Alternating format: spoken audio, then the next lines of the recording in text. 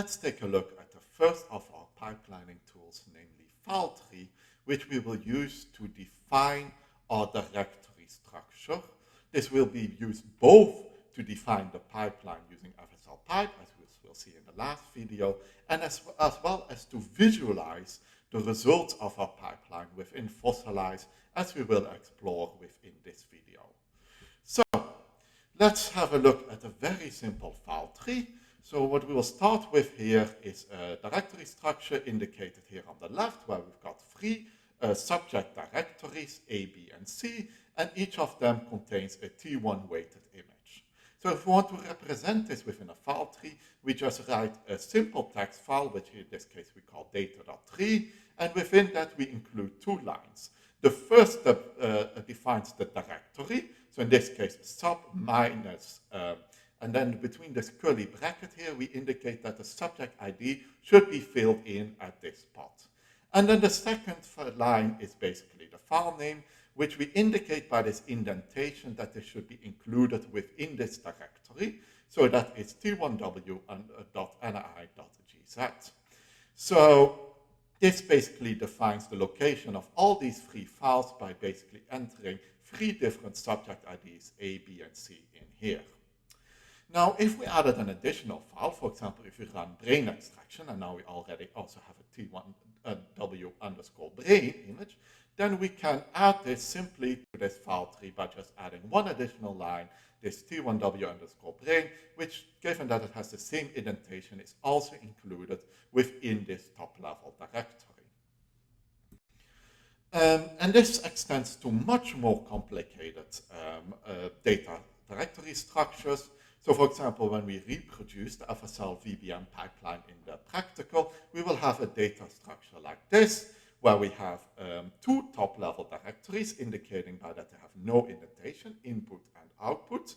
And within each of these directories, we've got a sub-level subject directory, sub-subject, that contains session-specific directories. And finally, in the input directory, we have a sub-subject underscore session-session underscore t1w, which represents our t1 weighted image. And FileTree will just ensure that the same subject ID and session ID will get filled in, so you get the correct file names corresponding to that subject and session, and also the correct output for whatever tools we're going to run. In addition to defining this directory structure, FileTree also assigns each of the directories and files a specific identifier. So these are marked here now in red. So for directories, we will basically just see the top-level directories will just have their name. However, for file name, we have the name of the file without the little extension. So the t1w brain, you don't have to include the extension. The extension will not be included in the identifier.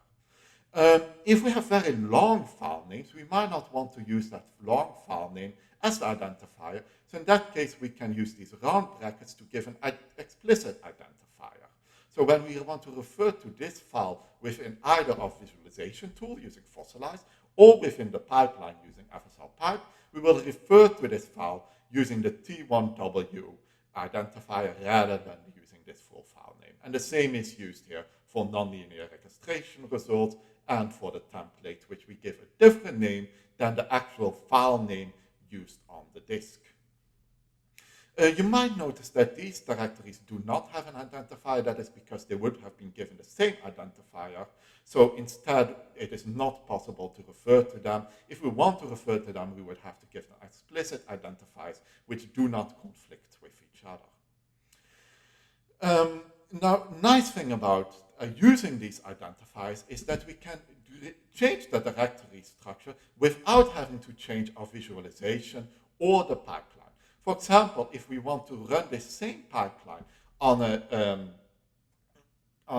data set where we don't have multiple sessions, we can just adjust this file tree, remove all of the mentions of sessions, and because we have the same identifiers as we had before, we can use this same file tree within the we can use the same pipeline just by adjusting this file tree. So now let's see this file tree in action within Fossilize for visualizing our data. So we'll start off with a very simple example. So in fact, we'll use the one from the slides where we have 4 subject directories, and each of them contains a T1 weighted image and the associated brain extracted image. And we can see that the directory structure is the same for all of our 4 subjects, which means that we can write a file tree for it. So for that, we just need a basic text editor. In this case, we will be using BBEdit. And we have to describe in here, what does the directory structure look like? So at our top level, we've got sub minus, and then we've got the subject ID between curly brackets, which means that it will be replaced by A, B, C, or D. So we don't actually have to put subject here. We could also write participant or whatever we want. Doesn't really matter for the result. So let's then actually enter what is inside of these directories. So we have a t1w.nih.gz and a t1w_brain.nih.gz.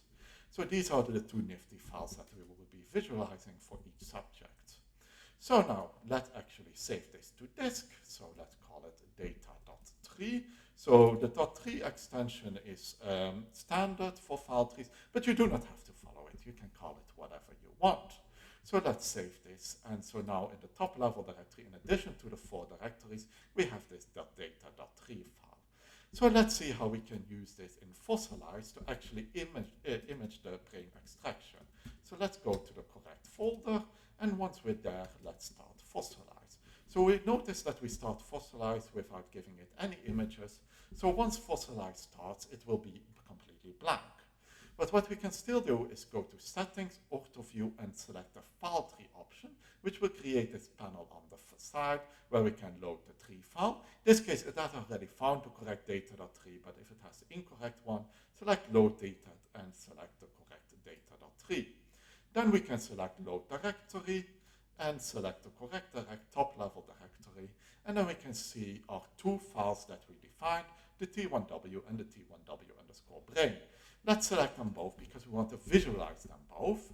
And then we get a little table here on the right where we can see we've got 4 participants, and we can see that the T1W and the T1W_brain exist for all 4 participants. So let's just select one of these, and then we can immediately see these 2 images show up on the left. So let's make this visualization a bit more pretty. So the brain extracted we want in yellow, and let's make the maxima adjusting so that they are the same for both of the 2 images. So now we can easily visualize the brain extraction for this one subject. But the nice thing about file tree is that we can select any other subject in this table on the right, and we can immediately see the brain extraction for that specific subject. We can even move through this table using the arrow keys, as I'm doing now, so that we can easily flip through a large number of subjects and see what the brain segmentation in this case looks like. In addition, we can make notes about the brain segmentation. For example, in this specific subject, the cerebellum is missing, so let's add a little note about that. Then let's go to our next subject. This segmentation actually looks quite good. Let's have a little bit of a ground here. All looks fine. So this is a good brain extraction. And similarly, we can add notes for the remaining 2. And what we can do is save notes, which will by default go to the directory in which we were. So now we've got also notes.txt, which contains the 4 subject IDs, the notes that we made about the subject IDs, and which of the files existed for those specific subjects. In this case, all of the different files existed. So this illustrates how to use file tree to visualize data in a very simple example, but it's not a very realistic one. Usually we wouldn't want to store our input and output data in the same directory. We would have a bit more of a complicated directory structure. So let's look at an example for that. So let's close our current settings and go to an example where we've actually split our input data, the T1 weighted data, into an input directory, which has the 4 subjects and has the T1 weighted input image for all 4 subjects. And then separately, we've got an output directory, which contains, in this case, only our brain extracted image. Again, if we want to visualize this using Fossilize, it would be a bit more tricky because we would have to find the matching images in the input and output directory structure. But using FileTree, we can easily do this by defining our input structure. So we've got our input, which contains subject directories, and that contains a t1w.ini. We also have an output, which actually contains very similar subject directories, and a t1w_brain.ini.gz. Note that in this case, the thing between the curly bracket does need to match between the two to indicate to Fossilize that it should use the same subject ID in both folders. So let's actually save this again to data.tree in our new separate input and output folder. And then we can again open Fossilize within using the terminal. So we're opening Fossilize and again using no input file names. And then we go to settings, ortho-view, the exact same process. We select the file tree. We already have the data.tree open, so we can just select the top level directory. And now we again get the same T1W and T1W brain. And even though they're stored in completely different directories, the interface is exactly the same as we saw previously, and we can still easily flip between multiple subjects and get the corresponding input T1 weighted image and output brain extracted image. Now, of course, in reality, there will be many, many more files. So let's have a look at a bit more complicated directories. In this case, we will be looking at the Human Connectome project data. So I've downloaded the structural pre-processed Human Connectome project data for 10 subjects. And in this case, we already have a data.tree. So let's have a look at what is in there. So this describes the files in this directory structure that we want to visualize. So we want to go within the top level subject directory, then MNI nonlinear. And then apparently here there's a T1 weighted image which we want to visualize. So that one is here. And there's also an FS average folder, which is here, which contains a white and a PL surface, which we're going to see where the FreeSurfer has been able to correctly reconstruct the white-gray matter boundary and the PL surface for our structural MRI image. So let's have a look. So again, we need to visualize for that in Fossilize. So let's open this HTTP data directory and let's open Fossilize. So once Fossilize is opened, we can open the same side panel again. We've again got the data.tree already loaded, so we just open the HTTP data and we can select these 3 files and then easily start visualizing. Now, one thing to note about the file tree that we define here is that it doesn't only depend on the subject ID, but also on the hemisphere.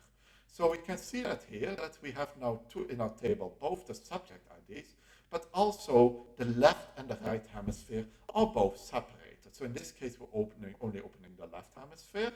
And one thing with opening surfaces is that you always have to select the right reference space before it shows up correctly. So let's make some minor adjustments for the rest. So it's nice and fine. So here, now we've got our nicely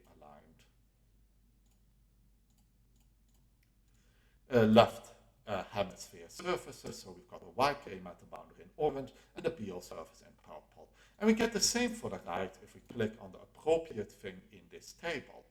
But that's not really what we want. We want to simultaneously see the left and the right hemisphere. So how we do that is by selecting that for HAMI, we don't want to just see one, but we want to see all at the same time. So this puts them, so now we have a collapsed table where we just have all the individual subject IDs, and for each of them we have the surfaces. So once again, because we changed the file tree visualization, we have to do the setup again. But once we have done the setup, we can jump between different subjects and see the visualization for that specific subject. Because of course, there are many, many more files here. So we could add them all individually to the file tree. Fortunately, the HTTP directory structure has already been defined in a file tree. So if we open that, we actually see that there are all of these different files which we could visualize. So here we can just select a subset that we would actually want to visualize, and then select the visualization that we want. So again, let's go across both hemispheres. So now we've done the same visualization, but on the T2 weighted image, which we didn't have available in our previous file tree, using this predefined file tree that comes with FSL. So that was the demo to illustrate how you can use file tree for visualization. In the next talk, we will see how we can use this same file tree definition to actually write our data processing pipelines using FSL pipe. See you there.